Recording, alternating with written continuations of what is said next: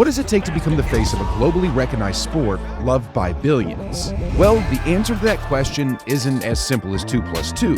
Bill Russell, Kareem Abdul-Jabbar, Magic Johnson, Larry Bird, Michael Jordan, Allen Iverson, Kobe Bryant, LeBron James, and Steph Curry.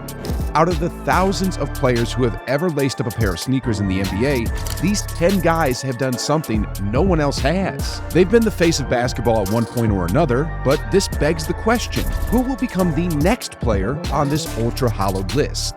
Well, after taking a deeper dive into the numbers, the data, and considering the direction the NBA is heading in, I think we may have a clear answer.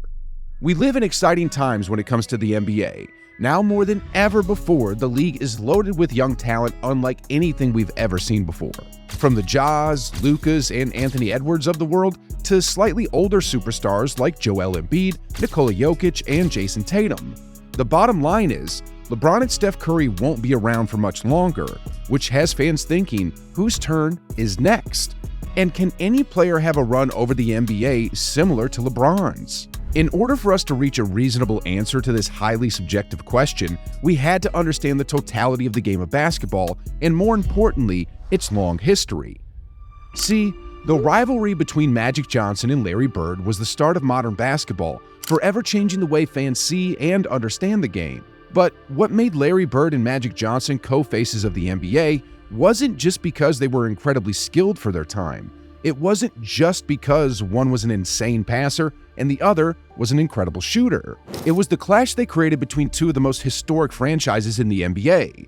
You've probably heard at some point that Magic and Bird saved the NBA, which is true, but again, the league had already seen guys who were just like these two, like Dr. J, Jerry West, Moses Malone, and others.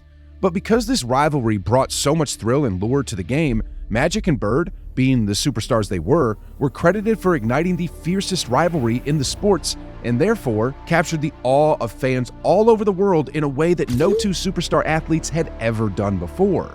In Magic's case, he led the most dynamic brand of offense ever, known officially as Showtime, where he would pull off some of the most wicked-looking passes that seemed impossible. Larry Bird led an explosive offense too, but he also quickly became known as one of the most ruthless competitors of all time, once famously dropping 60 points as his opponents sitting on the other bench were cheering his shots as they watched him mercilessly wipe out their entire team. And don't get me started on the time Bird walked into the locker room ahead of the 1986 three-point contest, telling the other contestants which one of you is going to finish second. But here's where things would change, and you could argue that this change will forever dictate the way fans see the NBA. In 1984, there was this kid known as Mike. Not MJ, not Air Jordan, not his airness, at least not yet. Mike's entrance into the NBA came at a point where the league had never seen a 6'5" or 6'6" shooting guard score with such ease, let alone seeing a guy that size revolutionizing the sport with his movement, play style, swagger, and overall grace. The NBA and its fans were used to two things. Either you were a superstar big man with post moves for days, or you were a skilled perimeter player with solid passing and shooting skills. But when MJ burst onto the scene in 1984, the NBA and its millions of fans literally saw a real-life version of a video game character. MJ was not real on the court. In just his rookie season, MJ led the NBA in points, was fourth in steals, had the highest PER for a rookie in league history, made the All-Star team, won Rookie of the Year, and finished sixth in MVP voting.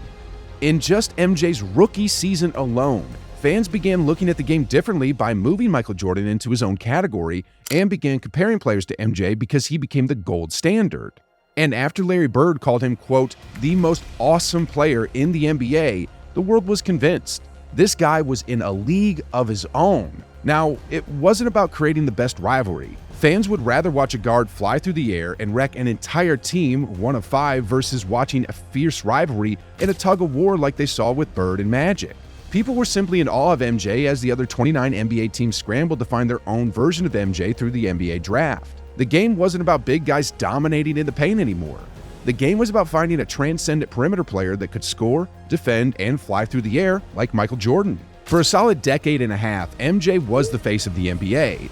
Magic and Bird were supposed to run the NBA for at least a decade, but because of MJ, their reign ended after only a few years. That's how much MJ meant to the NBA. But after MJ, It felt like the NBA would be in some trouble. Or was it? Because the year Michael Jordan won his fourth NBA title in 1996 was the same year two NBA franchises took their stab at drafting their own Michael Jordan and hoped they could replicate the success the Bulls had after drafting MJ. The Los Angeles Lakers, well, stole Kobe Bryant from the Charlotte Hornets, and the Philadelphia 76ers made history, taking the shortest player ever to be drafted number 1 overall, Allen Iverson. Both Kobe and AI were shooting guards who grew up watching and wanting to be like Mike. But the kid straight out of high school took this approach to an entirely different level. MJ famously said that Kobe steals all my moves, and he did. Kobe Bryant really was MJ with hair.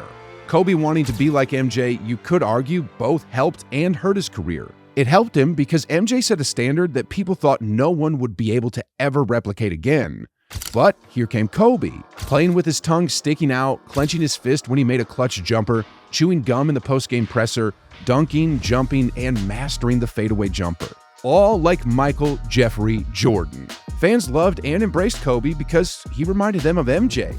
The only difference was that Kobe might have been a little more psycho than even MJ, which MJ himself admitted. But where it may have hurt Kobe, at least in the long run, was that he set his bar way up there for a kid coming straight out of high school.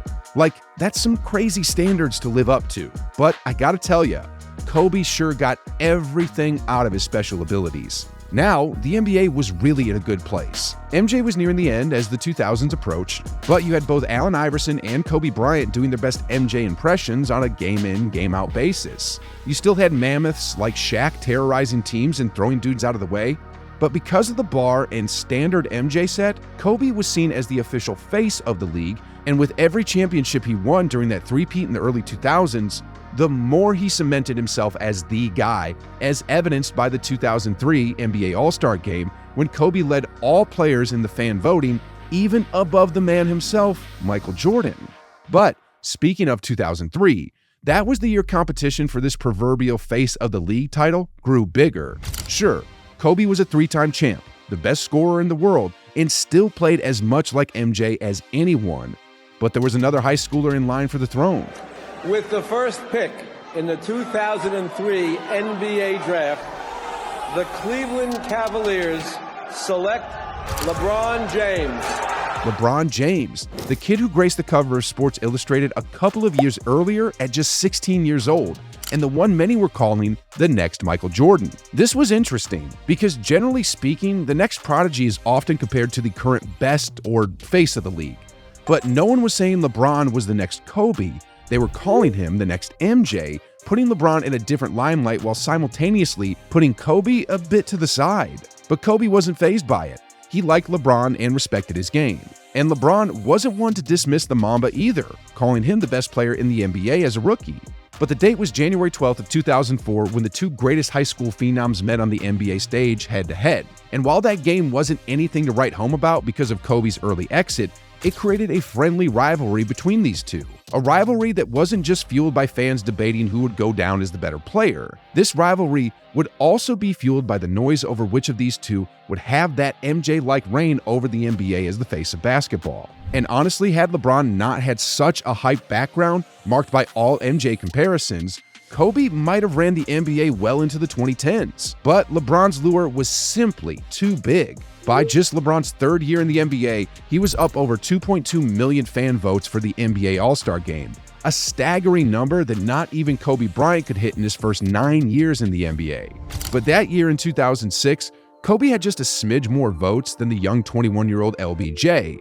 But a year later, LeBron was all the way up to 2.5 million votes, while Kobe, in his 11th year in the NBA and in the middle of his prime, was down at 2.1 million. It was something about LeBron, nicknamed the King and the Chosen One. 6'9" with super athleticism, speed, and agility, a specimen unlike anything before. He wore number 23, had all the physical capabilities as MJ, and then some. LBJ resonated with fans in a special way.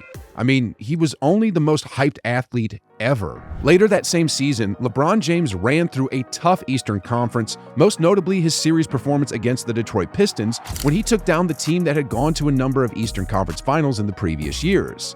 And LBJ did it in grand fashion.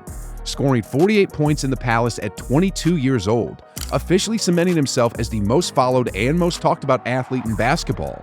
While Kobe's reign of dominance was certainly not over, there wasn't any question at this point that LeBron was the face of basketball starting in 2007. And guess what? LeBron's reign on the NBA is quite unlike anything we've seen from any all-time great players in any major sports league. I know, that sounds like a mouthful, but it's the objective truth. Here we are, 21 incredible years, and what might be even more fascinating is the fact that a 39-year-old LeBron James is still getting the most fan votes for the All-Star game. While something like this doesn't directly help his GOAT case per se, it's flat crazy to think that this man just pilled up over 5 million total votes. But if you think the All-Star game voting is the only reason why LeBron remains the face of basketball, boy, are you sadly mistaken. See, when LeBron took the mantle in 2007, all he's done is set the bar higher and higher, including his role in off-court matters and initiatives that no athlete before him stood up for.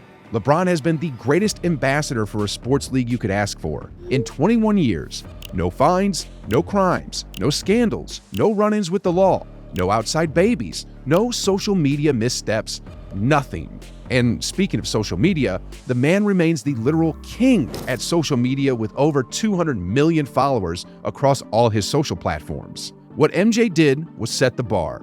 Kobe, and even Allen Iverson to some extent, carried that swagger and style as the best they could and kept that legacy alive. LeBron came in and not only snatched the mantle, he wrote his own name on it by taking this crown to an entirely different meaning. Being the face of basketball was once about being the best, the flashiest, and the coolest player in the world. Thanks to LeBron, you have to be every bit as successful as MJ and Kobe were on the court, but you also have to build an empire of a legacy off the court and represent your sport in a way even your predecessors weren't able to. Here's the other big detail. In the mid-2000s, it felt like the NBA was going to experience another Magic Bird vibe with Steph Curry and LeBron James sharing the throne as the faces of basketball. And after the 2016 NBA Finals, that's exactly what happened. For the first time since the 1980s, we had two guys who were the faces of the NBA. But to Steph Curry's credit, he welcomed Kevin Durant on board.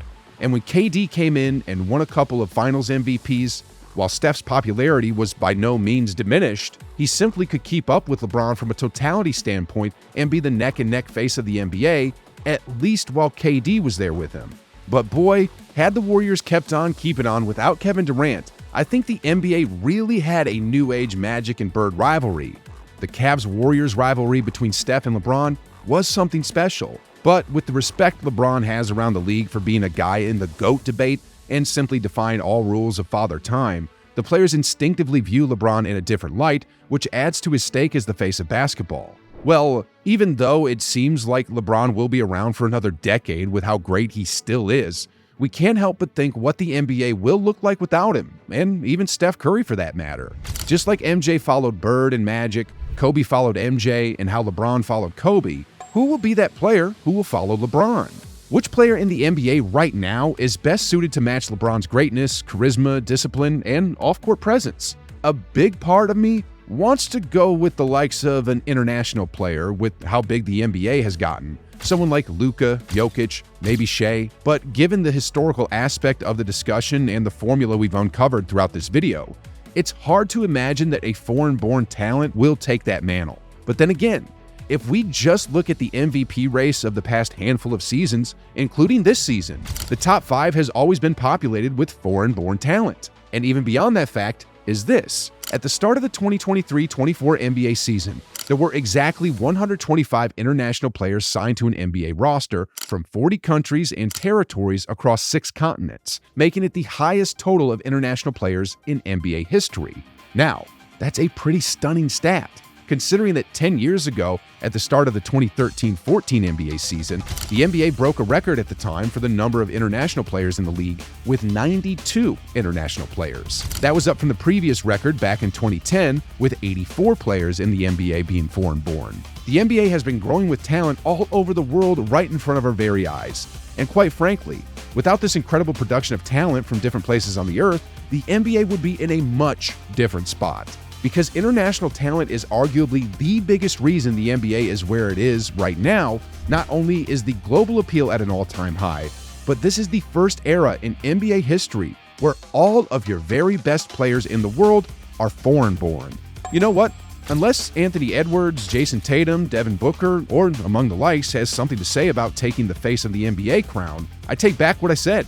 The NBA actually is on the verge of being represented by an international player for the first time ever. But this conversation wouldn't be nearly complete without you guys weighing in. So give me your pick for the face of the NBA after LBJ and Steph Curry call it quits. Are we on the verge of something groundbreaking, or will history continue to repeat itself?